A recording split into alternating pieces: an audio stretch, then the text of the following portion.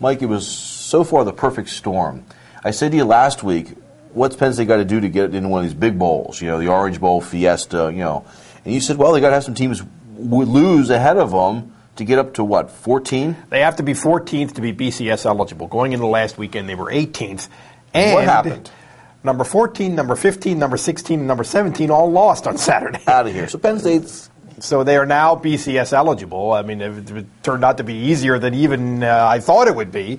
And if they beat Michigan State on Saturday, then I think I can say without fear of contradiction that they will be BCS eligible. And I think if they are BCS eligible, they're much better than 50-50 to get a BCS bid. They were an attractive bid. Yes. I mean, they draw well. Penn State fans go to these bowl games.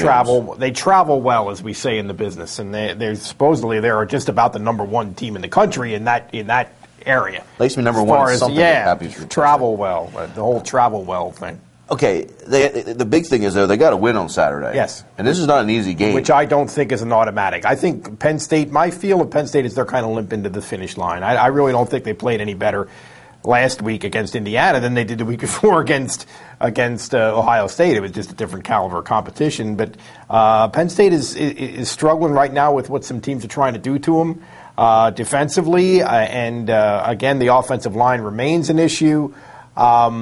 And they have some injuries to deal with, and I think this is going to be.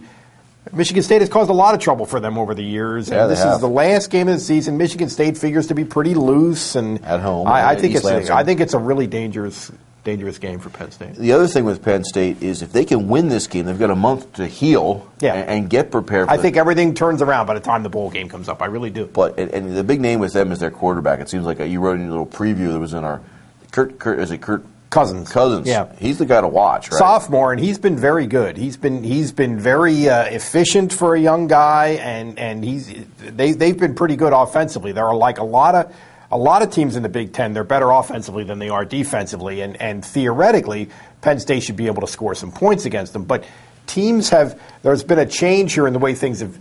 Early in the year, it was a lot of 8 in the box to stop Penn State from running the ball. Now it's the opposite. Now they're really trying to say, you can run it, we're not going to let Darryl Clark and the receivers beat you, and that's been pretty successful reasonably successful the last couple of weeks. Interesting to see how this finishes out.